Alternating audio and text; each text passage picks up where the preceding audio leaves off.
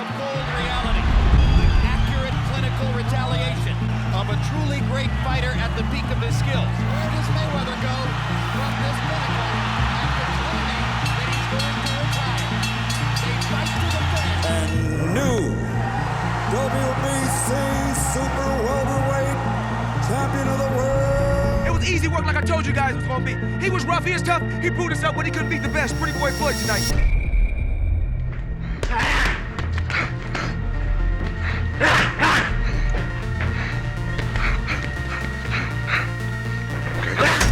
I just want you to answer me two questions. Who have you come to see? Floyd? Me? Who's taking the belts? Let's fucking have it.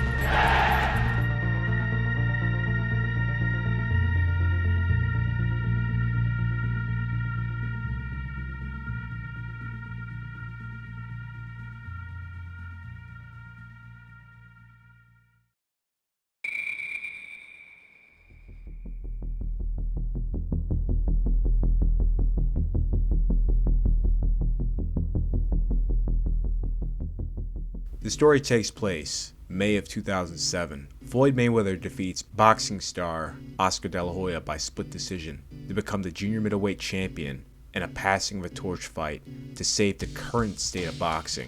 The build-up and all to this point became a massive commercial success, revitalizing the sport and reassuring to those who are financially invested that boxing is still the king when it comes to the box office of combat sports, reclaiming the most sold pay-per-view event of the year and becoming one of the top 5 pay-per-view buys of all time, sitting at 2,450,000. Talks of a potential rematch was already in the works, as it was a part of the contract that Floyd had signed to fight Oscar. Meanwhile, during Floyd's supposed retirement, rising UK star Ricky Hatton, who had taken the world by storm in his 2005 Costa Zoo sweepstakes match, throning the star to become the legitimate junior welterweight champion.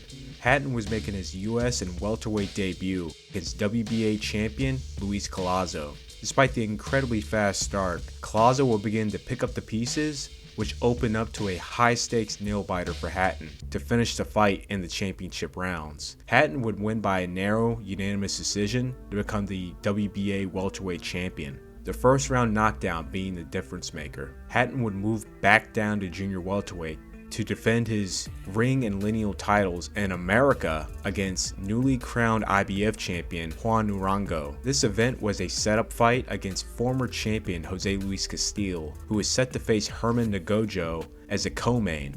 Castillo would do his end of the deal and defeat Nagojo, and Hatton would have a very calculated, conservative performance against the incredibly hard-punching Urango to pick up the IBF and IBO title.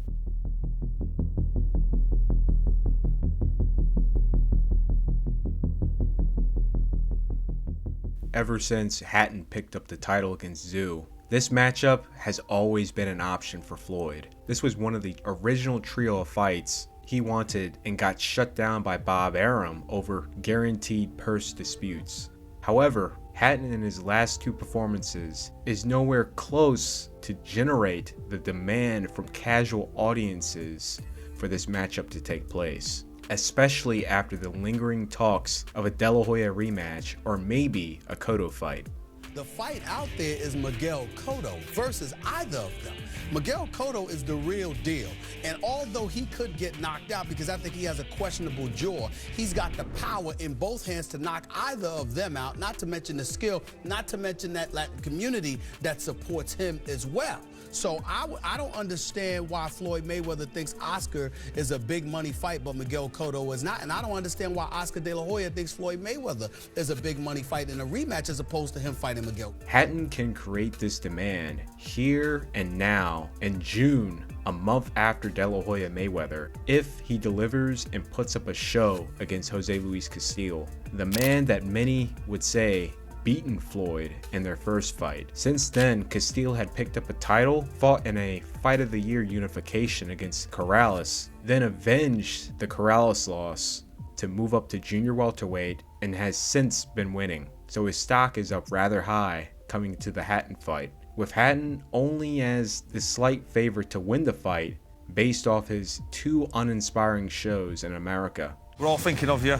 Have a good fight, knock his head off, bring the title back. We'll see you when you get back for the bevy. You and I both know, and the public should be aware, that luck has absolutely nothing to do with whether you win or lose. It's all to do with the focus, the application, and the persistence you've put into the gym, because it's what you've done in the gymnasium that you will actually produce on the night of the fight. Always an absolute pleasure. Thank you so much.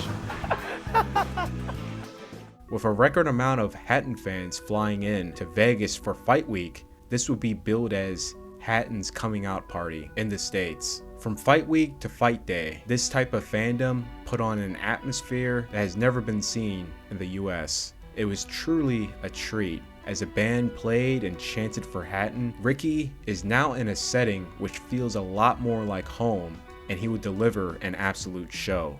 Beating Castile to the punch, bullying him on the ropes. Coming into the 4th round, Hatton would deliver his best offense, ripping it to Castile's body. After numerous clear hard shots to the body, Castile will get hit towards the 1-minute marker, which would force him to take a knee.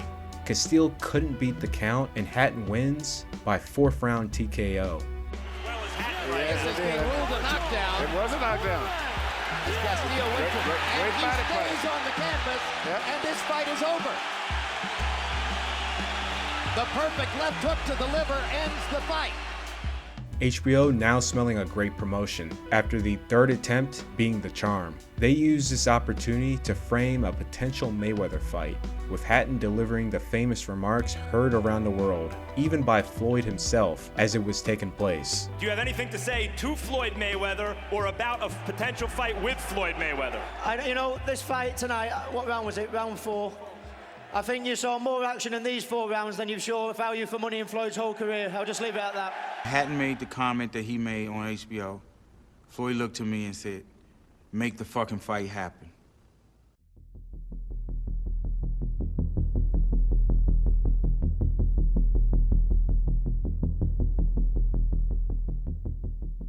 One month and 8 days later, on August 1st, both fighters came into agreement and the fight was announced for December 8th. This fight will be promoted by Oscar De La Hoya Golden Boy Promotions, with Oscar stating that he would fight the winner of this fight. Tickets for this fight would be sold within minutes. A fight of this magnitude, upon signing of the contracts, both camps went on a massive press tour from LA to Mayweather's hometown of Grand Rapids, Michigan, New York City, Washington, D.C., then the grand finale, a massive show in the United Kingdom. Despite the downpour, it was still one for the history books, as thousands arrived to show their support.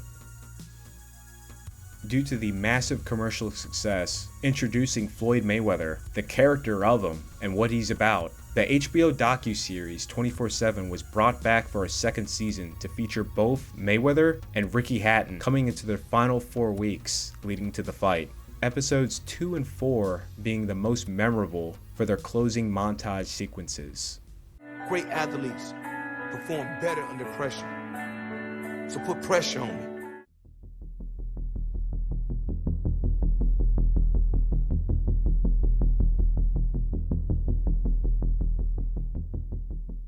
Over 20,000, some reports saying 30,000, UK supporters arrived in Vegas leading to fight day.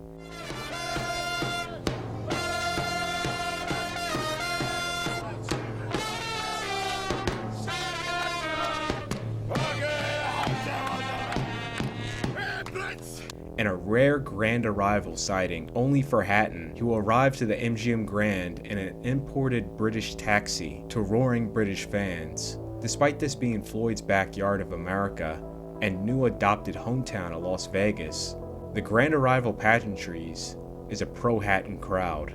It's crap to watch. That's why they're there singing Ricky Hatton and not Floyd Mayweather. This is a Mayweather experience. All the fans came over from the British fans came over just to be a part of the Mayweather experience.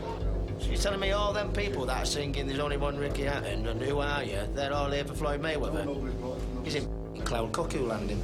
Just bring the belt Saturday. It's going back to Manchester. The next day, tension at the final press conference. You can cut it with a knife, with both fighters making their final statements, followed up to one of the final face-offs leading to fight day.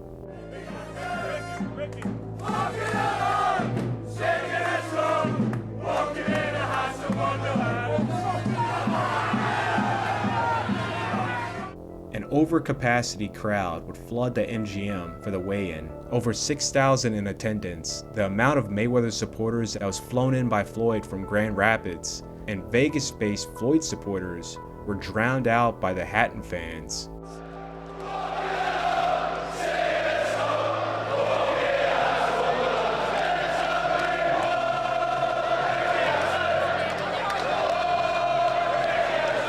A rare sight of fandom that US-based viewers and Mayweather himself not accustomed to seeing, and probably won't see in the sport ever again. Hatton would come in at 145 pounds, and Mayweather will come in right at the limit of 147 pounds. This will be Floyd's first defense of the WBC, ring, and lineal welterweight titles he had acquired from beating Carlos Baldomir in 2006. I just want you to answer me 2 questions.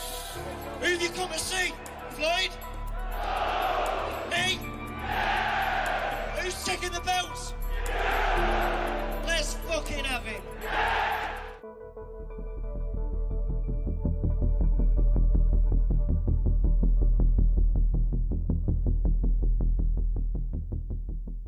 Thanks to the brilliant storytelling, marketing from everyone involved, and the brilliant display of self-promotion from both fighters, the turnout was an absolute sight to see. From the thousands of Hatton supporters singing and playing instruments, to the boxing legends to witness the future and prize fighting, and the massive A-list stars that was in attendance. From Tiger Woods, Will Ferrell, Denzel Washington, Wesley Snipes, David Beckham in support of Ricky Hatton, and lastly, Brad Pitt and Angelina Jolie. When it came to the national anthems, they went all out, getting hit Grammy-nominated R&B artist and now A-lister Tyrese Gibson. Then for England's national anthem, it was performed by the legendary Sir Tom Jones. The spectators who weren't already blown away by the atmosphere the British fight fans created, they were even more in awe when the British fight fans were all singing along with Sir Tom Jones. Glorious, long to reign over us, God save our Queen. Due to the massive amount of UK fans present, the American national anthem was met by boos from the UK fans. Despite the top-shelf performance by the artist, the boos would begin to die down towards the end, where you will hear the Americans show their support. Hatton will be the first to walk out to the ring as the Manchester City anthem was playing. Floyd Mayweather, rocking the Ohio State color palette, would come out to Bruce Springsteen, Born in the USA, while his fellow cast members from Dancing with the Stars were carrying his belts. Hatton would be introduced first by Buffer, then Floyd. This will be the first fight Floyd will release his new nickname and branding, Money Mayweather, as Buffer would announce both Pretty Boy and his new name, Money, at the same time. Pretty Boy Floyd, a.k.a. Money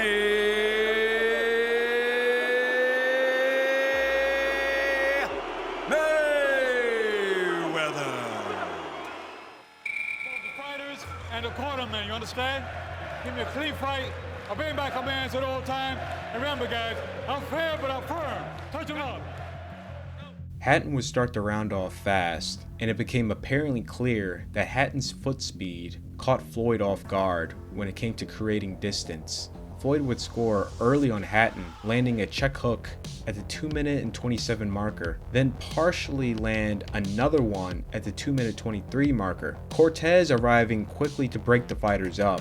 The first minute, Floyd has clearly won based off of punch count and big scoring shots that landed upstairs on Hatton. Hatton is unable to do his inside work as Cortez is breaking up the action almost immediately when Hatton gets on the inside, which forces him to reset and regain the distance he had lost. This resulted for Floyd to pick Hatton apart from the 2-minute and 22nd marker to the biggest offensive wave by Floyd to start the fight off at the 1-minute 45-second marker. Hatton's first effective punch in the round will be at the 1-minute 25 marker, which was short and sharp as Floyd was coming in downstairs. He would not see it, and it would knock him forward off balance. Due to Hatton's fast footwork, he was able to set his feet just on time for that exchange to reset and catch Floyd off balance, once more scoring, sending Floyd to the ropes. The foot specialist is the main thing. So every body punch should bring a thunderous roar from the crowd, or at least as long as Hatton is functionally in the fight. See, that's again that foot speed. He's got Floyd losing his balance. Hatton has now found his rhythm in the round and is giving Floyd angles and feints when coming in, which is allowing for Hatton to avoid the check hooks, this time in the final 20 seconds of the fight. Cortez is allowing Hatton to exchange on the inside. Hatton would finish the round on top, however, it was not enough to win the round on official cards. Based on Hatton's rally in the final minute, Harold would give Hatton round 1. Hatton would rush towards Mayweather right at the start of the bell. Floyd would set his feet to throw a check hook, however Hatton was already set by that point, throwing a hook of his own to connect before Floyd. Hatton would get some inside work in, evade a check hook and partially land a counter jab. Hatton would miss out on a huge opportunity to do damage, as he did not hit his mark solidly with the leaping hook. Once again, the timing and the fast feet being the benefactor here for Hatton's success so far. But due to Floyd's brilliant defense, Hatton has been limited to landing only jabs. Some body shots, whatever work on the inside, which is Hatton's signature, we are yet to see, as it's being broken up early by Cortez. Some instances being justifiable, as Hatton is not landing and he is landing to the back of the head, which should warrant a break in action and a warning. Once again, Floyd wasn't able to set his feet on time with his check hook, and Hatton was already set to throw his leaping hook, which this time it would finally connect on Floyd. After 2 breaks and inside exchanges, Cortez would put a pause to the fight to give both fighters a warning. Soon as Cortez called time in, Floyd would land a beautifully timed check hook on Hatton. Floyd has now adjusted to Hatton's subtle feints and now has found his rhythm, landing at a high percentage. Floyd would land a lead as Hatton is rushing in. He would initiate the hold as Hatton is trying to fight it out. Floyd would hold on Hatton's arm as Hatton tries to fight out with the other. Cortez would immediately break the action and he will tell Hatton to stop holding. Floyd, sensing this is free real estate here, will make the best of this situation to land another big lead on Hatton, initiate the hold, just for Cortez to tell Hatton to stop holding. Floyd would repeat this once more, landing another big lead on Hatton. However, Cortez will call him for hitting behind the head. But still taking punches as he's coming in. Good right hand by Mayweather. And then he reached out and grabbed Hatton and held him. Hatton would throw a leaping shot which Floyd would partially guard. Both fighters are not holding and in position to fight in the pocket. However, Cortez would immediately break the action up and claim that they are fighting nasty and need to fight clean. Hatton lands the jab and gets inside. You gotta get a little nasty. You gotta get a practically fight. Shortly after Cortez resumed, this break would actually benefit Hatton this time, as Floyd was not set and Hatton would land a leaping jab on Floyd. Scoring shot, but Floyd was unaffected. This will be followed up with them falling back into the pocket, about to fight in on the inside for Cortez once more to break it up and pause the action to talk to both fighters. By Mayweather's feet. Mayweather missing with a right hand counter punch. Break out clean. The way this is going, you wonder if Cortez is going to allow Hatton to fight the fight that he wants to fight. Because Cortez seems to be breaking them up every time they get into close quarters. All right, you guys are doing too far, too much dirty fighting, too much wrestling. The commentators are now questioning Cortez's actions. Hatton would close the round off, landing leaping jabs, clean, and also partially landed ones. Floyd, who landed the much more cleaner shots, single shots, and combination shots, clearly won this round, with all judges in agreement giving it to Floyd. Despite the trade-off, the only effective punch Hatton can land is a leaping jab. It takes a lot of energy to execute. Hatton would start the round off, landing a perfectly placed leaping jab on Floyd, then followed up from Floyd to land a perfectly placed check hook. Both guys break out of the clinch, and just before there was going to be an interesting display of offenses in the pocket, Joe Cortez once more prematurely breaks up the action without letting the two fight it out completely, which resulted in Floyd to be blocked off by Hatton, but Hatton to not be blocked for him to be caught by the back end by a scoring blow.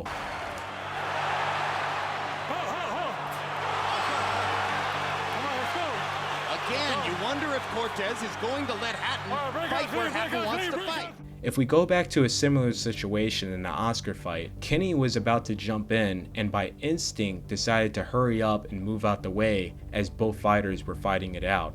Cortez, now realizing he's messing up, would begin to allow the two to fight on the inside. However, he will be right in the ear of Hatton, or being a complete distraction to where Hatton would be visibly distracted by Cortez, even has gone as far as turning over to look at him, taking his attention off of Floyd, which if Floyd had the visibility that Hatton was clearly distracted, he easily could have landed something big. As Ricky comes in with his head up, either throws a right hand lead, and immediately after landing either one of those punches, he ties up Ricky.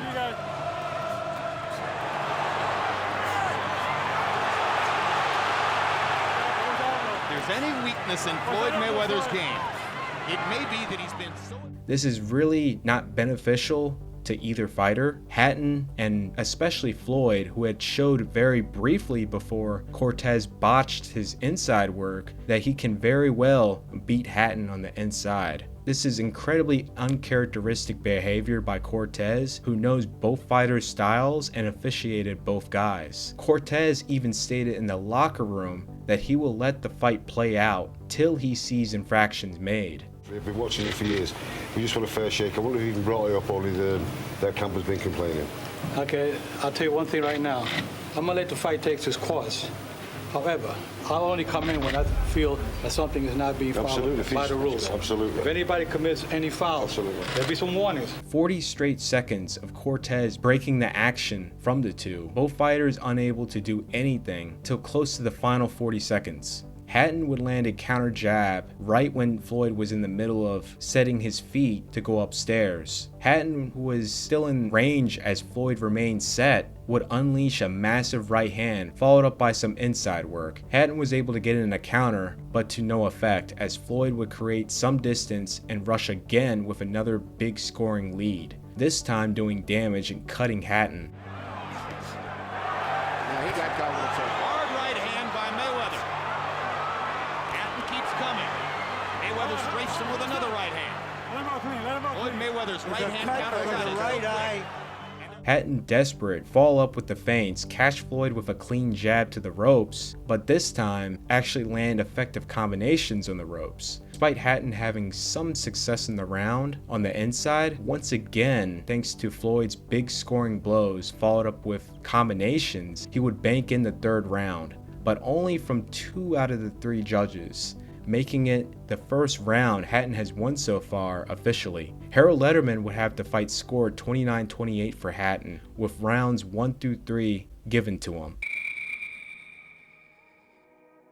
Floyd, who looks to be taking a break, would be forced to use less of his legs and fight in the pocket, which would lead to exciting inside exchanges by the two, which was pretty even. When it looks like Hatton is just up in the round, Ricky Hatton has just had his best minute of the fight, because finally he's getting a chance to bull Mayweather to the ropes and to work inside and use his hands the way he wants to do it, and he just won the first minute of the 4th round, out working Floyd Mayweather against the ropes. Mayweather would even things up with clean shots upstairs. This supposed break may have been bait for Hatton to open up and tire himself out, as Hatton would get too comfortable to where Floyd lands a brilliant combination on Hatton to take back the round, mixing it up downstairs and upstairs to completely steal the round from him. Which he has to do tonight. He's got to. Ricky's making him have to fight. Now Hatton is hurt by those 2 big Mayweather shots. He's getting with the same punch continually. I think it's turned out to be a very good round for Floyd Mayweather. because he withstood the challenge of the first minute of the round and found a way to get back to the center of the ring and land his counter shots. Very good round for him. Keep doing what you're doing. That's all you gotta do. That mother can't outfight you no way. He can't outfight you. All that wild shit, he ain't landing. Listen. Floyd would apply that same bait and allow Hatton to fight him on the inside. Despite Hatton having much more success, Floyd, the natural welterweight, would impose his strength and weight and push Hatton down whenever he had the chance. Most of the work in the round has been done by Hatton. They're fighting where he wants to fight. But he's still leaving himself open to hit with short punches. You know, Floyd may explode at any time. Mayweather would have a small rally in the final minute. However, Hatton had clearly won the round based off of punch count and an effective aggression. However, he had won it at a price, as he had expended a lot of energy just to land so very little. Roger Mayweather now cementing his instructions to fight Hatton on the inside whenever he gets the chance, because Hatton so far has been ineffective. Keep running your shit up the middle. Don't worry about all that bullshit. Keep running your shit up the middle. And keep moving your hand, touch that body when you get a chance. And steal him when he away from him, because all he do is move his head, but he can't fight inside. You look like... I gave you several warnings. Well, watch inside. What about all the holders? Hatton's legs, looking visibly slower compared to the 5th round, would still continue to push forward with high intensity. He would find some success, but before it started to get good for him, as Floyd had left himself open to where Hatton would land his biggest blow of the fight, he would make an error of hitting Floyd as his back was turned during an exchange. This resulted in Cortez to put a pause to the action and penalize Hatton, as Cortez had already given Hatton warnings on several occasions. This led Hatton to desperately try to force a 10-9 round. However, it led to him expending a lot of energy in the process, with it still standing as 10-8 on the cards, with Hatton now in a big hole after coming into the 6th round with the belief that the momentum was in his favor to even the fight up. Floyd is now freely going from fighting on the inside to distancing himself and catching Hatton coming in on the outside, then to have much more success on the inside, landing uppercuts to the body and head. Mayweather in full display, showing he is now in control of the fight, as Hatton is becoming more and more flat-footed.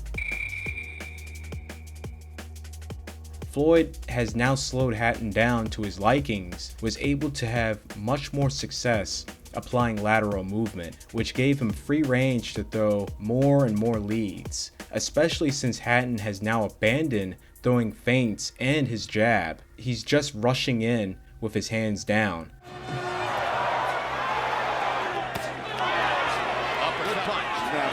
Floyd is really... He's mixing up his attack. Well, Ricky is bringing the best out of him. Great right hand seemed momentarily to stun Hatton. Floyd would have his best offense in the fight, to where he was fully able to let his hands go with brilliant combination punches, which led to a lead right hand to buckle him. First time in the fight where Hatton is now on the back foot. Floyd would create some distance and catch him with, this time, a damaging check hook in the final 40 seconds, where Floyd would finish the round off big, silencing the UK fans to the point you can finally hear the USA chants from the American fight fans. Biggest time. Good quick left hook by Mayweather as Hatton came in. Sometimes it's the right hand, sometimes it's the left hook. Huge round for Mayweather here in the 8th. And don't forget, there's no standing count here. Mayweather believes he's got Hatton in big trouble. Hatton gets a chance to land a right hand in return. Floyd would take a break offensively in the round. Despite Floyd's lack of offense, Hatton was having so much trouble keeping up and even landing anything effective, just for Floyd to win by a landslide. Floyd, which his jab was pretty much non-existent throughout the fight in the first half, threw 15 this round, landing 11 at 73%.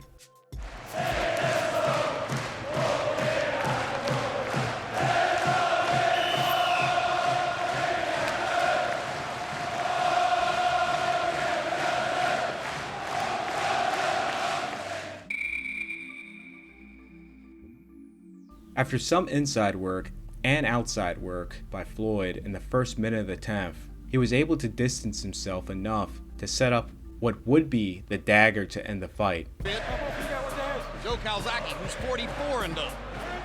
They've been stride for stride throughout their career. Check left hook. A check left hook runs right into it. You never saw it.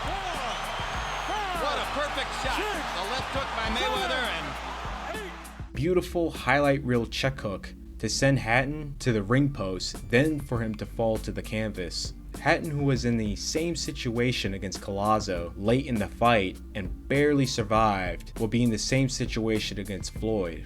Except Floyd is one of the best finishers in the sport, who has a 75% knockout ratio against junior welterweights, 4 wins, 3 knockouts, and the one that got away Mayweather dropped 2 times. With 1 minute 47 seconds left, with Floyd's track record, Hatton was not going to make it out this time. Floyd only needed 17 seconds to get Hatton out of there to earn the 10th round TKO victory. Every situation for Hatton. This fight is over. Floyd Mayweather has a knockout victory over Ricky Hatton. He's always come up big in his biggest fights.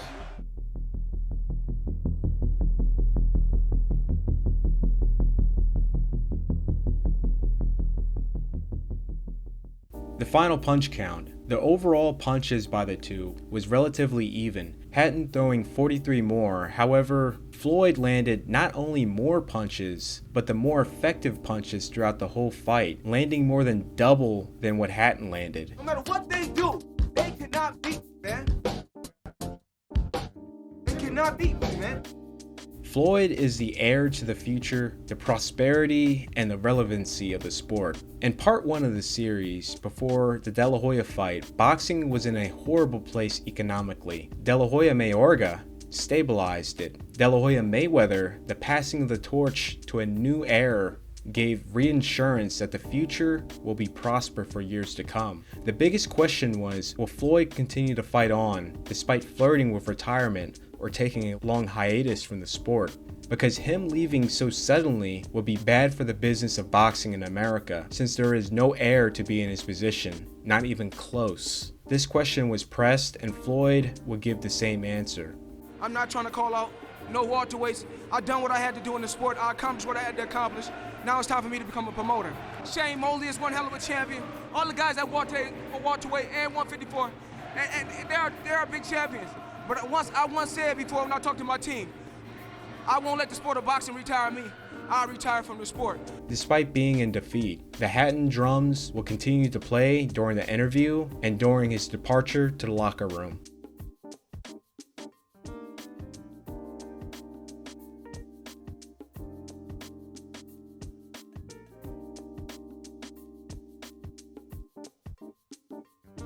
In conclusion, Mayweather vs. Hatton ended up being a massive commercial success to keep the sport alive and relevant, generating 920,000 pay-per-view buys, $47 million in total pay-per-view revenue, despite Mayweather making a guaranteed $11 million, similar to the amount he wanted under Bob Arum Top Rank.